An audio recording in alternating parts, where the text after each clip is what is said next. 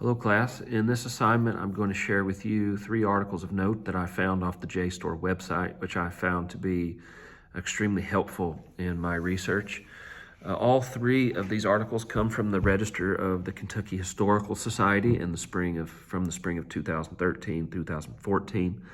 And the first article that I found, which was important, which kind of confirms some of the initial instincts that I had concerning this research, which was that the crossing of Felix Zollicoffer of the Cumberland River at the Battle of Mill Springs in 1862 was not only an obvious tactical blunder, but there's something deeply symbolic about that maneuver and the Battle of Mill Springs more broadly. The first article that I found seems to confirm that, an article called Whither Kentucky Civil War and Reconstruction Scholarship by John David Smith, Distinguished Professor of History at UNC Charlotte. In this article, he covers the historiography of Civil War Kentucky and says that it is surprisingly light and surprisingly uncovered because of its symbolic importance, which obviously confirms sort of my initial impressions when researching this. Second and thirdly, I found articles pertaining to specific Union officers in the Union Army who were at the Battle of Mill Springs opposing Felix Zollicoffer under General George Thomas, who later denounced the Union and denounced Lincoln and denounced the entire Republican Party as unconstitutional tyrants and demagogues. The first one was an article entitled A Blood-Stained Sin, Slavery, Freedom, and Guerrilla Warfare in the Bluegrass Region of Kentucky by John Michael Ryan. In this article, he talks about how Governor Thomas E. Bramlett, who was governor of Kentucky from 1863 to 1867, who led an infantry unit, the 3rd Kentucky Infantry Unit at Mill Springs on the side of the Union, later denounced in his farewell address, denounced Lincoln as an unconstitutional tyrant and a demagogue.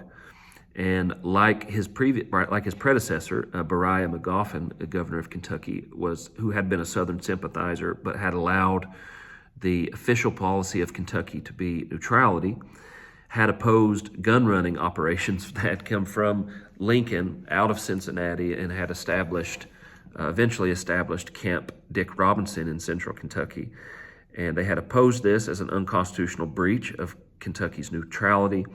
The guns had actually been stopped by the citizenry the first time at Harrison County, Kentucky, the second time in Owen County, Kentucky, and the federal government eventually succeeded in getting these guns against a lot of opposition to Camp Dick Robinson, and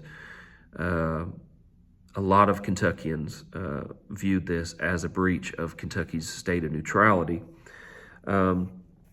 Secondly, the other officer who was present at the Battle of Mill Springs was Frank L. Walford, who was also a native of central Kentucky, like Bramlett, who led the 1st Kentucky Cavalry into battle at Mill Springs in January of 1862.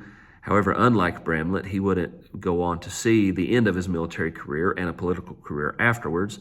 In March of 1862, just 2 months after the Battle of Mill Springs, he gave an address in Lexington, Kentucky, where he denounced Lincoln as an unconstitutional tyrant and the Republican Party, and was arrested and given a dishonorable discharge, although he was a brave soldier, noted for his bravery, who had been wounded 8 times in battle. He stated that most of Kentucky believed Lincoln to be a tyrant and an unconstitutional demagogue. And I just found that both of these men I found it interesting that both of these men were present at the Battle of Mill Springs on the side of the Union Army, who both later denounced the Union and Lincoln as unconstitutional usurpers of states' rights. And all 3 of these articles serve to show and confirm that the Battle of Mill Springs is very complex symbolically and represents competing ideas of how Americans interpreted their founding ideals at the time. Thank you.